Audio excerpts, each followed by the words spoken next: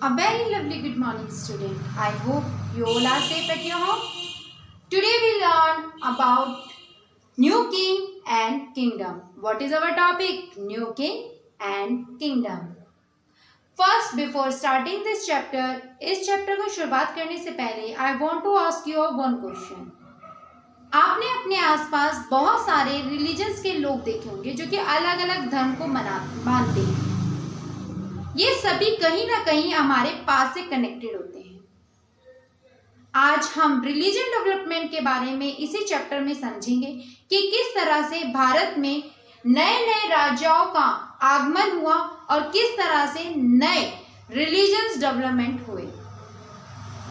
First, we are talking about the emergence of a new kingdom in a northwest and the central India.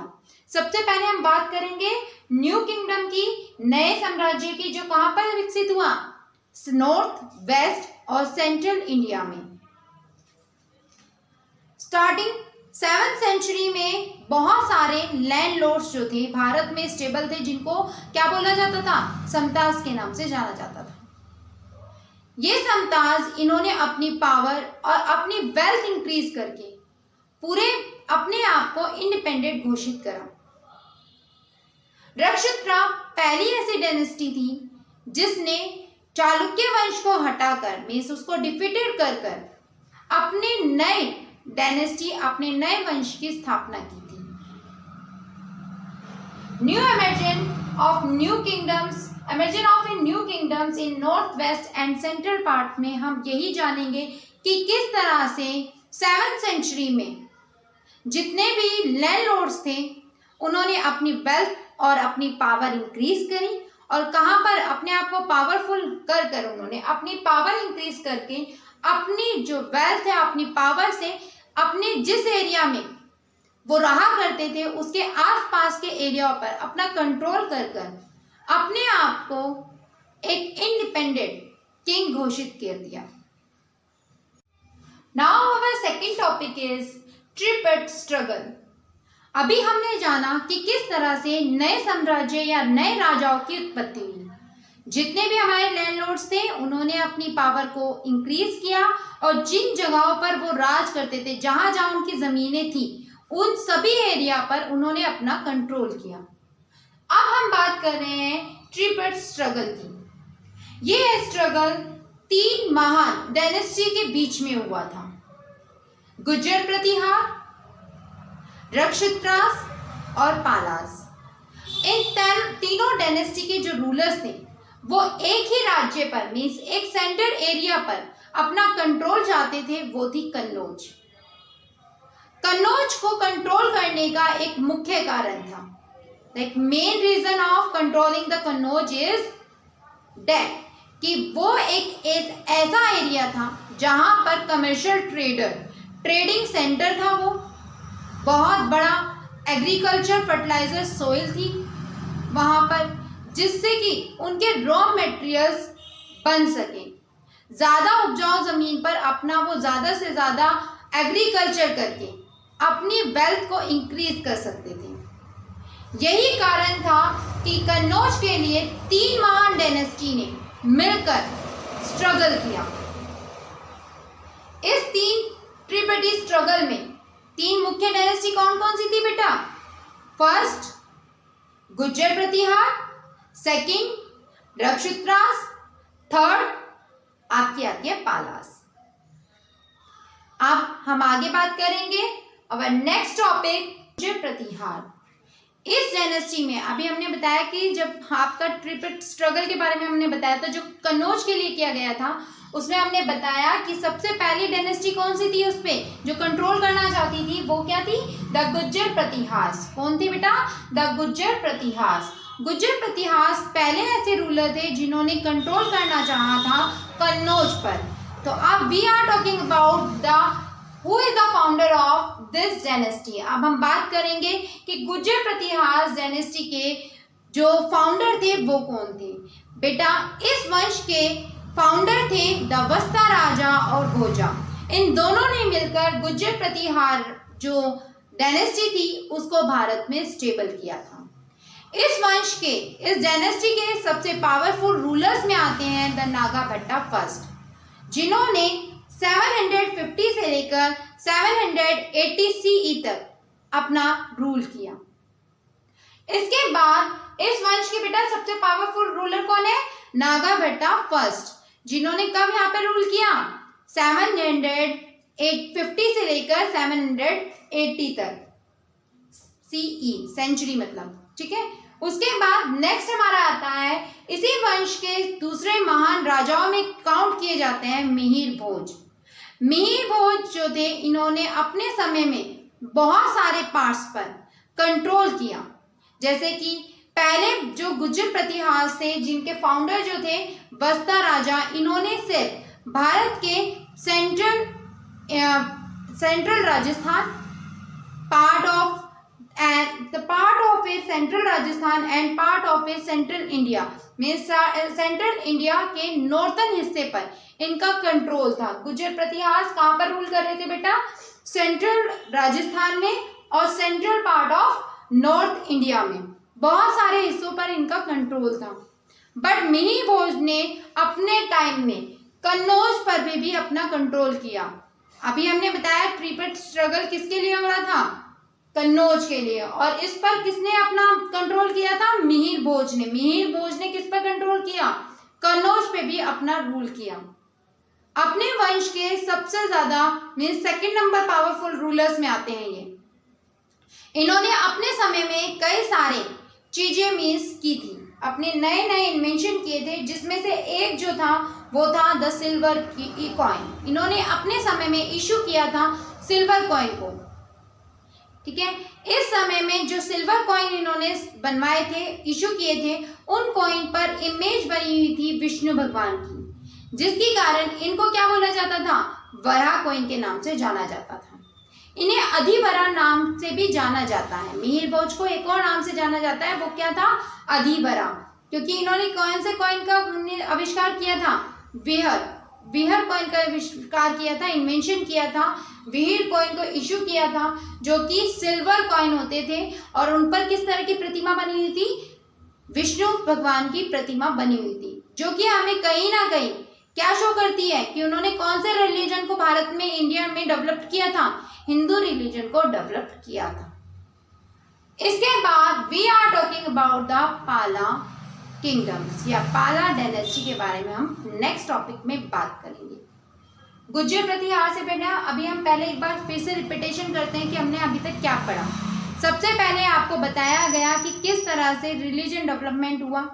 Bharat में अलग अलग rulers आए जिन्होंने यहाँ पर रूल किया, और कई सारे इन्वेंटर जो है भारत में आए, जो कि बाहर से आकर इन्होंने अपना यहाँ पे आक्रमण किया, और कुछ उनमें से आकर अपने यहाँ पर भारत में आकर रूल करने लगे, ठीक है। इसमें फिर हमने आपको बताया कि immersion of a new kingdoms में पहले हमने बताया कि जितने भी लैंडलॉर्ड्स हुआ करते थे 7th सेंचुरी में, जितने भी लैंडलॉर्ड थे, उन्होंने सभी ने अपनी वेल्थ और पावर को इंक्रीज करके जिस एरिया में वो रूल किया करते थे, जिस जगह पर उनकी जमीनें थी, उन सभी पर उन्होंने अपना कंट्रोल किया, और उसके बाद अपने आप को क्या घोषित कर दिया कि वो एक फ्रीली रूलर है, उन पर कोई भी रूल नहीं करता, वो किसी के कंट्रोल में नहीं है, इंडिपेंडेंट घोषित कर दिया उन्होंने अपने आप को। उसके बाद हमने बात की ट्रिपल स्ट्रगल के बारे में, जिसमें हमने 3 डायनेस्टी के रूलर जिन्होंने सिर्फ एक ही चीज के लिए जो है स्ट्रगल किया था, आपस में झड़प हुई उनकी, किस चीज के लिए? कन्नौज को लेकर। कन्नौज को क्यों? कन्नौज ऐसा क्या था उसमें मेन की भाई वो सभी चाहते थे। रीजन ये था कि वो एक सेंटर पार्ट था हर्षवर्धन के टाइम से ही, ठीक है। हर्षवर्धन जो राजा थे, वो जब भारत में थे तो उन्होंने अपने समय में सबसे ज्यादा जो वेल्थी एरिया क्रिएट किया था वो क्या था? कन्नौज था। यहाँ की जो भूमि थी वो बहुत ज्यादा फर्टिलाइजर थी, मीन्स उपजाऊ थी, जिसके कारण यहाँ पर वेल्थ गेन करने का बहुत ज्यादा चांसेस थे। सही यहाँ पर इसके बाद भी ट्रेडिंग सेंटर यहाँ पर बना हुआ था, जिसके कारण तीनों के तीनों जो डायनेस्टी के रूलर्स थे वो चाहते थे कि वो कन्नौज पर रूल करें। इसमें गुर्जर प्रतिहार में हमने बताया कि इस वंश का या फिर इस डायनेस्टी के फाउंडर कौन थे? वस्ता राजा भोजा के नाम से जाना जाता है। इन वस्ता राजा और भोज ने मिलकर इसको यहाँ पर डेवलप्ड किया था, इंडिया में इसको डेवलप्ड किया था। इस डायनेस्टी के मेन पार्ट्स में अगर हम बात करें तो इस मेन में कहा जा सकता है कि ये सेंट्रल राजस्थान और कई सारे इंडिया के सेंट्रल नॉर्थ हिस्से पर भी कंट्रोल कर चुके थे अपने समय में। ठीक है, उसके बाद हमने आपको बताया कि इस वंश के जो सबसे पावरफुल रूलर्स हैं उसमें सबसे पहले आते हैं नागाभट्टा फर्स्ट, जो कि 750 से जिन्होंने 700 CE तक कंट्रोल में किया, मीन्स अपना रूल किया यहाँ पर। ठीक है, उसके बाद आते हैं हम मिहिर भोज पे। मिहिर भोज कौन से रूलर थे? जो कि नागाभट्टे के बाद रूल किया जिन्होंने, वो मिहिर भोज के नाम से जाने गए। इन्हें अधिवरा के नाम से भी जाना जाता है, इन्हें अधिवरा के नाम से जाना जाता है। इन्होंने अपने समय में बहुत सारे जो है बहुत सारी जगहों पर अपना कंट्रोल किया, कैप्चर किए वो चीजें, जैसे कि Kannauj. Now our next topic is the पाला डायनेस्टी। अब बात करेंगे हम द पाला डायनेस्टी की। पाला डायनेस्टी के फाउंडर थे मिस्टर गोपाला। इसके जो फाउंडर थे वो कौन थे बेटा? The founder of this dynasty is the Gopala. इस गोपाला वंश के जो गोपाला थे, उन्होंने किस वंश की एस्टेब्लिशमेंट की थी? किस डायनेस्टी को एस्टेब्लिश किया था? पाला डायनेस्टी को एस्टेब्लिश किया था इंडिया में। इनके बेटे धर्मपाल और देवपाला ने मिलकर अपने जो गोपाला ने डायनेस्टी एस्टेब्लिश की थी भारत में, कौन सी? पाला डायनेस्टी को पूरे इंडिया में एस्टेब्लिश किया। इन्होंने बंगाल, कन्नौज, उड़ीसा, बिहार और असम, नॉर्थ इंडिया और नेपाल पे भी अपना कंट्रोल किया। पाला डायनेस्टी के जो रूलर्स थे वो बौद्ध धर्म को बहुत मानते थे, मीन्स बौद्ध रिलीजन से बहुत ज्यादा रिलेटेड करते थे। इसीलिए उन्होंने इंडिया में एक नई डायनेस्टी, एक नई यूनिवर्सिटी का इन्वेंशन किया था जिसका नाम था नालंदा यूनिवर्सिटी। ये मेजर सेंटर था किसका? बौद्ध धर्म का। यहाँ पे बौद्ध शिक्षा दी जाती थी। उसके बाद आपका सेकेंडली यहाँ पर धर्मपाल जो रूलर थे, उन्होंने एक नई यूनिवर्सिटी का यहाँ पर इन्वेंशन किया, एस्टेब्लिश की, जो कि बहुत ज्यादा फेमस और पॉपुलर हुई, जिसका नाम था विक्रमशिला। विक्रमशिला भी किसके लिए फेमस थी? बौद्ध धर्म की सेंटर, मीन्स बौद्ध लर्निंग के लिए बहुत ज्यादा पॉपुलर थी। इस वंश के जो लास्ट रूलर रहे हैं वो कौन थे बेटा? रामपाला।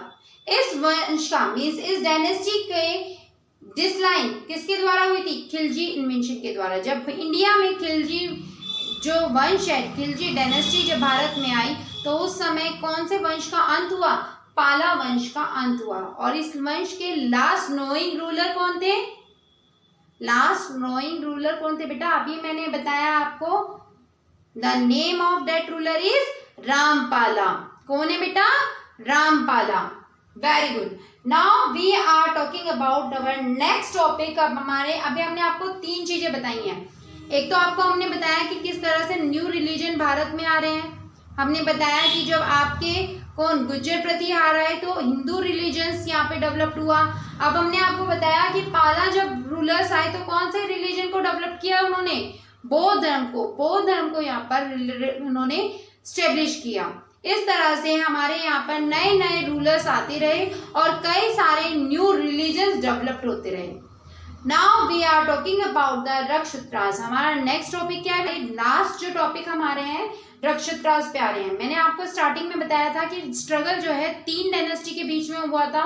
सबसे पहले आए थे आपके गुज्जर प्रतिहास, फिर उसके बाद पालास और उसके बाद आए आपके रक्षुत्रास। अगर देखा जाए तो इस वंश का इन्वेंशन जो है दंती दुर्गन के द्वारा हुआ था, जिन्होंने किसको यहाँ से फिनिश किया था? चालुक्य वंश को यहाँ पे डिफीटेड करके उन्होंने अपनी नए डायनेस्टी का इन्वेंशन किया था, जिसका नाम उन्होंने रखा रक्षुत्रास। रक्षुत्रास का मतलब होता है टेरिटरी चिफ्टन, मीन्स कहीं एक साम्राज्य का अधिकारी। इनकी जो कैपिटल थी वो मयान खेत थी, जिन्होंने मीन्स सबसे अगर देखा जाए तो रक्षुत्रास पहले दंती वर्मन और दंती दुर्गा पहले ऐसे राजा रहे जिन्होंने इंडिया पर 200 ईयर तक रूल किया। 200 साल तक इन्होंने यहाँ पर इंडिया पर रूल किया।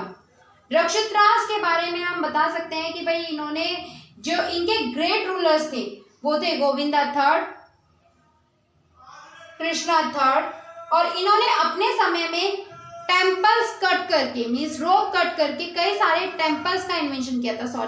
इन्होंने कई सारे जो है चट्टाने या फिर रोप कट करके कई सारे टेम्पल्स का इन्वेंशन किया था, जिसमें से एक सबसे ज्यादा फेमस जो है महाराष्ट्र में है, जिसे हम जानते हैं अलोरा केव। ठीक है, अलोरा केव, इसमें जो एलिफेंट्स वगैरह की जो मूर्ति है मॉडर्न जो डेज में महाराष्ट्र में पाई जाती हैं, वो सारी किसके समय में इन्वेंटेड की गई थी? रक्षोत्रास के समय में जो है इन्वेंटेड की गई थी। बेटा अभी मैंने आपको बताया रक्षोत्रास जो है उनको क्या बोलते हैं? टेरिटरी चिफ्टन कहा जाता है। इनके फाउंडर, इस डायनेस्टी के जो फाउंडर थे वो कौन थे? दंती वर्मन एंड दंती दुर्गा रहे हैं। इसके डायनेस्टी के जो फाउंडर रहे हैं वो कौन थे? दंती दुर्गा और दंती वर्मन। इस डायनेस्टी को उन्होंने स्टैब्लिश किया यहाँ पर। इस वंश ने अपनी जो टेरिटरी है वो बहुत पूरे इंडिया पर रूल किया अराउंडेबल 200 ईयर तक, और इस वंश के मीन्स अराउंडेबल 200 मीन्स 10th सेंचुरी तक। ठीक है, 10th सेंचुरी तक हम बोल सकते हैं, 10th सेंचुरी तक इन्होंने यहाँ पर रूल किया। और इस वंश के जो मोस्ट पॉपुलर रूलर रहे हैं वो Govinda third, Krishna third famous यहाँ के रूलर्स, पावरफुल रूलर्स में काउंट किए जाते हैं।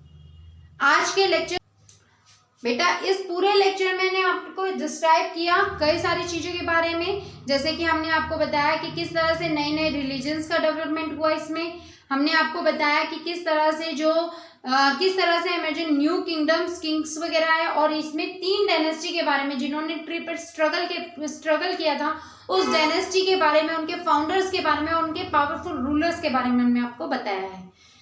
आपकी नेक्स्ट जो लेक्चर होगा उसमें हम इन्वेंशन ऑफ ए तुर्किश के बारे में बताएंगे कि तुर्किश जो थे आक्रमणकारी कैसे वो भारत में आए और उन्होंने अपनी पावरफुल किस तरह से उन्होंने यहाँ पर आकर रूल किया।